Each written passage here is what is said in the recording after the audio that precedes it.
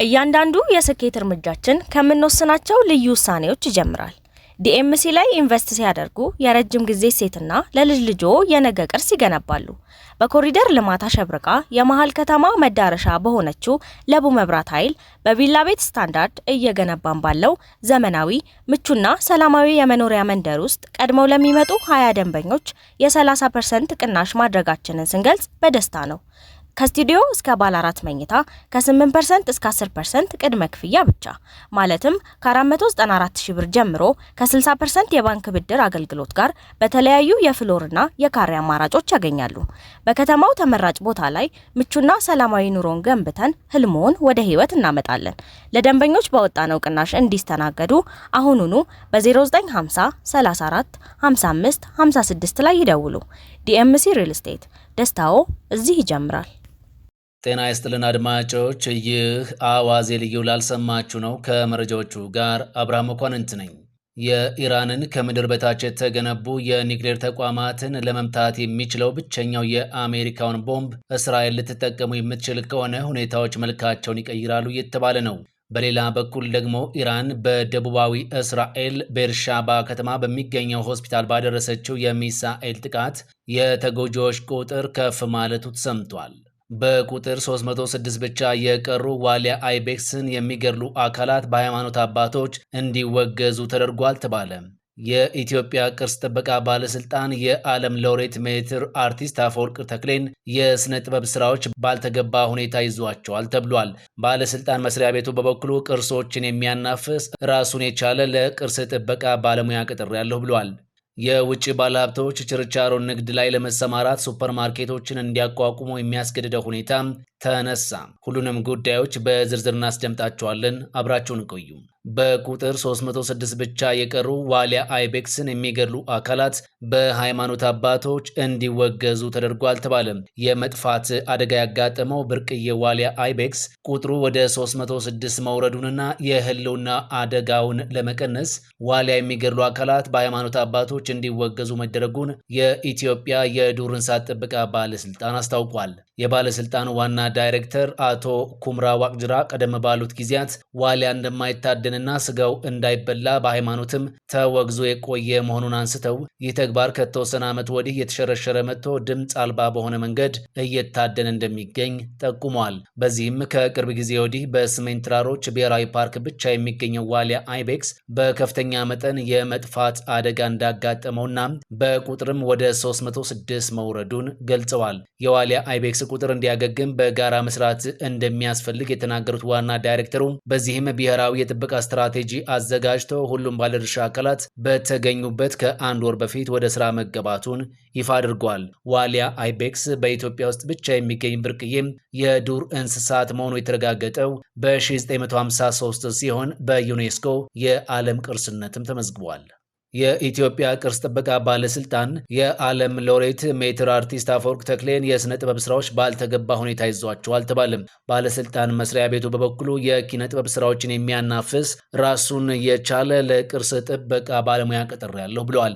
ይህ የተነገረው የመንግስት ወጪ አስተዳደርና ቁጥጥር ጉዳዮች ቋሚ ኮሚቴ በባለስልጣኑ የተንቀሳቃሽ ቅርሶች ምዝገባ ጥበቃና እንክብካቤን የስራ አፈጻጸም በተመለከተ የ2015-16 በጀት ዓመት ዋን ኦዲት ሪፖርትን መነሻ በማድረግ የተቋሙ የሥራ ኃላፊዎች ምላሽ እንዲሰጡባቸው ጥያቄ ከቋሚ ኮሚቴው ቀርቦላቸዋል። ቅርሶች በአግባቡ ጥበቃ፣ ምዝገባ፣ ጥገናና እንክብካቤ እየተደረገላቸው መሆኑን መከታተሉን በተመለከተ በተደረገ ኦዲት ሲደረግ ባለይዞታዎችና ባለቤቶች ቅርሶችን እንዲሁም በራሱ ይዞታ ስር ያሉ ስብስቦች በአግባቡ እንክብካቤና ጥገና እያደረጉ ስለመሆኑ ለመከታተል የሚያስችል አሰራር ሳይዘረጋ መገኘቱ ተረጋግጧል። የቋሚ ኮሚቴው የዓለም ሎሬት ሜትር አርቲስት አፈወርቅ ተክሌን የስነ ጥበብ ስራዎችና ሌሎች ንብረቶች ከተረከበ በኋላ የምዝገባ ኮድ ተሰጥቷቸው ያልተመዘገቡ መሆኑን የኦዲት ግኝቱ ያሳያል። በባለስልጣኑ ህንፃ የታችኛው ወለል ላይ የአርቲስቱ ስራዎች ጽዳቱ ባልተጠበቀና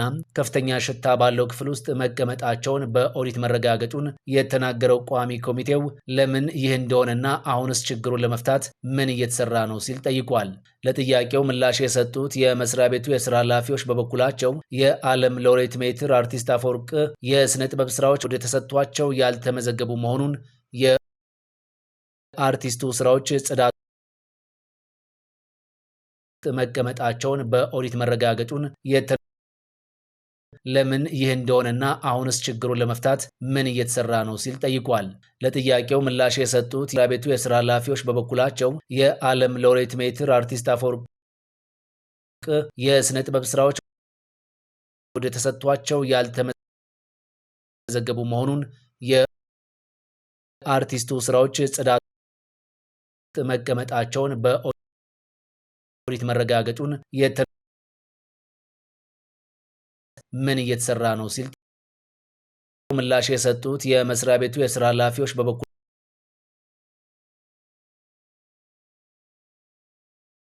ወደ ተሰጥቷቸው ያልተመዘገቡ መሆኑን የአርቲስቱ ስራዎች ጽዳት መቀመጣቸውን በኦዲት መረጋገጡን ምን እየተሰራ ነው ሲል ምላሽ የሰጡት የመስሪያ ቤቱ የስራ ኃላፊዎች በበኩላቸው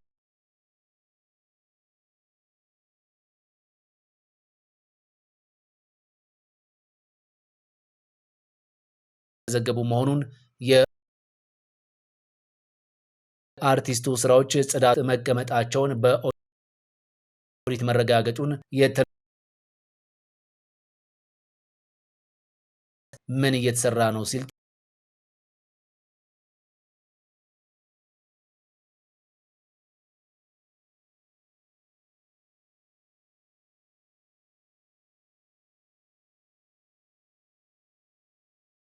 አርቲስቱ ስራዎች ጽዳት መቀመጣቸውን በኦዲት መረጋገጡን ምን እየተሰራ ነው ሲል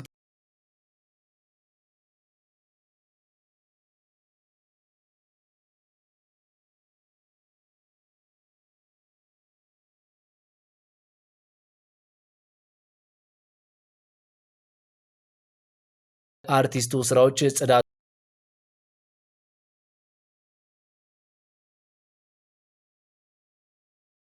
ምን እየተሰራ ነው ሲል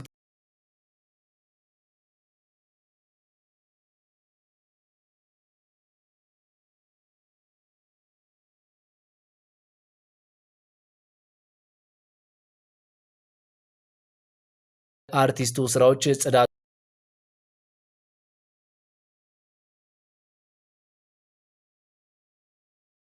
ምን እየተሰራ ነው ሲል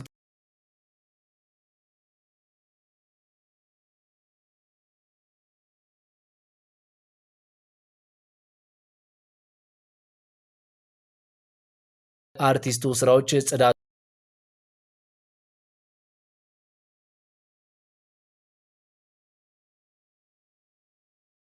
ምን እየተሰራ ነው ሲል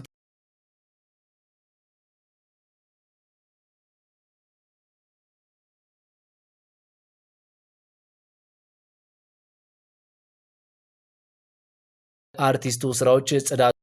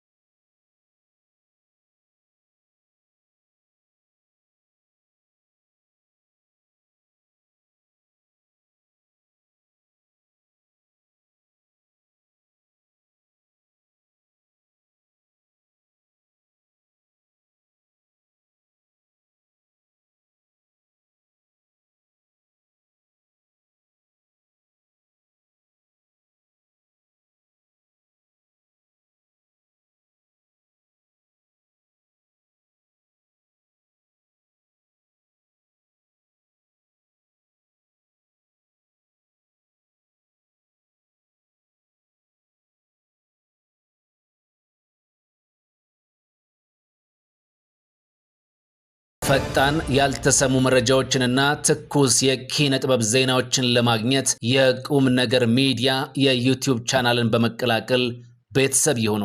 ቻናላችንን ሰብስክራይብ ያድርጉ። በቲክቶክም አለን። ቁም ነገር ሚዲያ ኦፊሻል ብለው ይከተሉን። እናመሰግናለን። ቁም ነገር ሚዲያ፣ ለቁም ነገር እንሰራለን።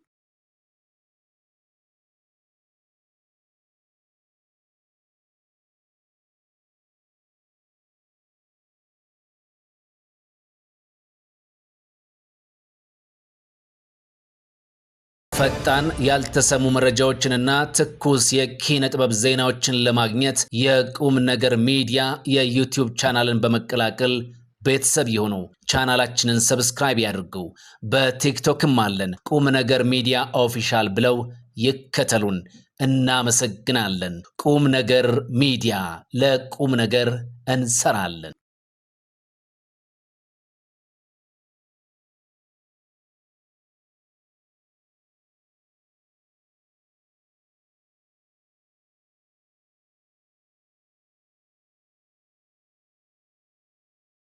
ፈጣን ያልተሰሙ መረጃዎችንና ትኩስ